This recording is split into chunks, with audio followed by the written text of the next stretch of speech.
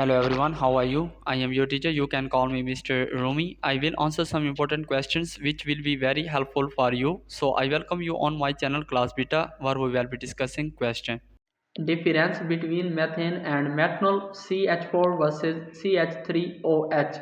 Correct answer is methane. CH4 is a simple hydrocarbon consisting of one carbon atom bonded to four hydrogen atoms, primarily used as a fuel. Methanol, CH3OH, is a type of alcohol with one carbon atom, three hydrogen atoms, and one hydroxyl group, commonly used as a solvent or antifreeze.